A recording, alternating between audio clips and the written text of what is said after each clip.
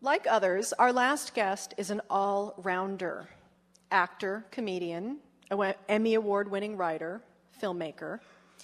He is ranked number 98 on Comedy Central's 100 Greatest Stand-Ups of All Time. But what the fuck do they know? For us, he's number one tonight, Louise Ck.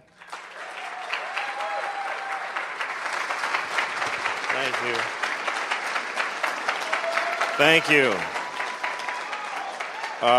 Thank you. I'm really honored to be here. I'm happy just to be here as a ticket holder, just to watch everything that's happened. The Stiller family, and that was crazy, and Kevin, and the guy that looks like Dick Cheney at the end there. A very nice version of Dick Cheney.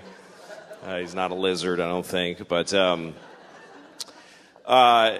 I think I can just tell you what George is. I'm a comedian, and I do what he did, and he was the first person I knew that I knew what comedy was.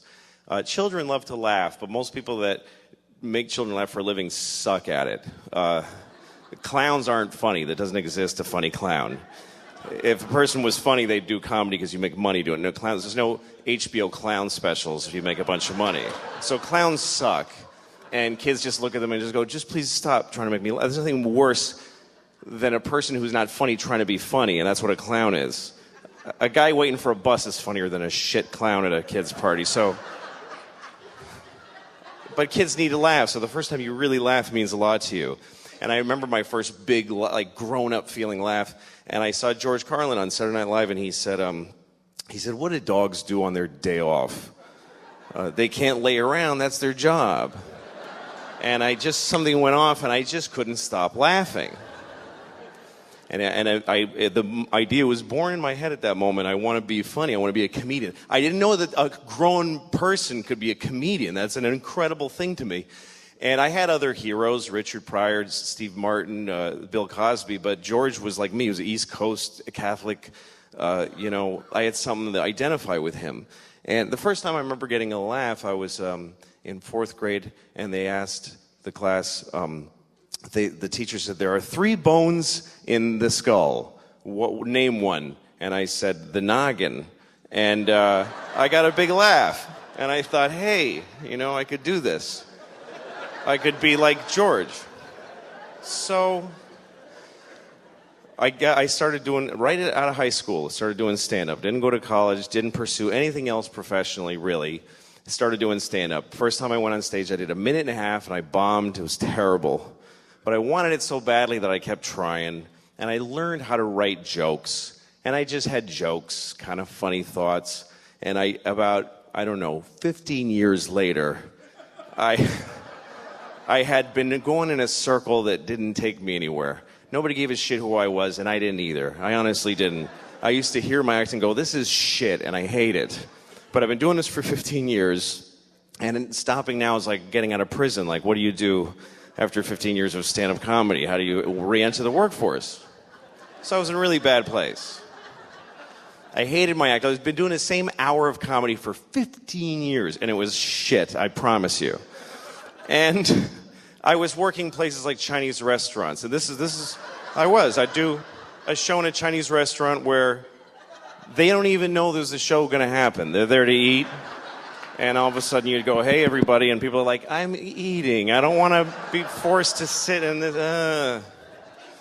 So I was doing a Chinese restaurant called the Kowloon in Boston, in Saugus, Massachusetts, and I was sitting in my car after the show just feeling like, this was all a big mistake. I'm not good enough. And I felt like my jokes were a trap.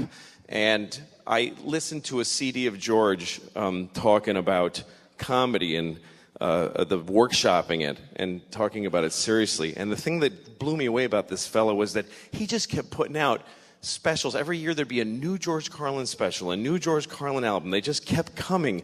And each one was deeper than the next. And I just thought, how can he do that? And it made me literally cry that I could never do that. I was telling the same jokes for 15 years. So I'm listening, and they ask him, how do you do all this material? And I'm like, eh. And And I hear him, and he says, well, I just decided every year I'd be working on that year's special. And I'd do the special, and then I'd just chuck out the material. And I'd start again with nothing.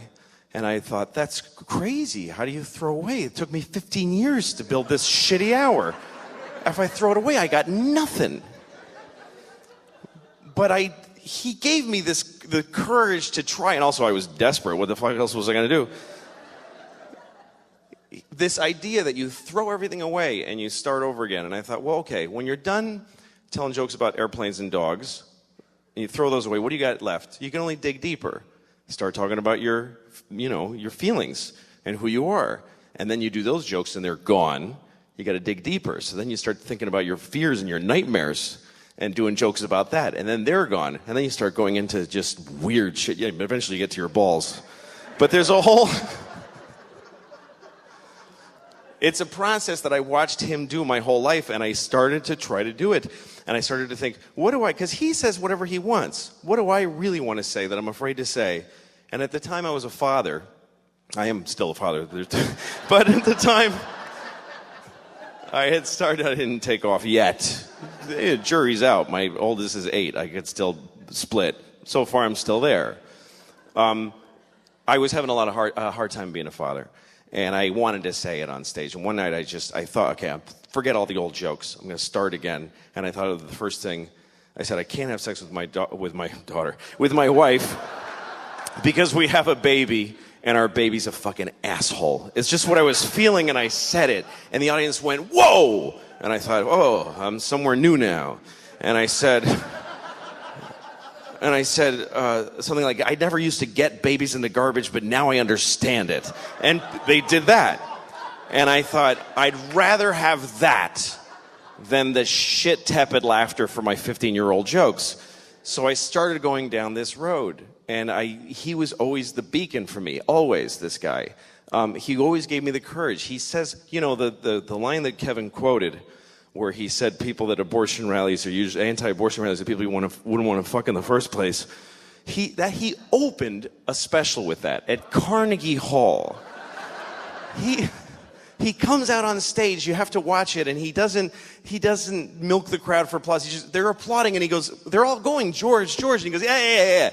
I got to get this out. You ever notice the people anti-abortion rallies are people who want to fuck in the first place?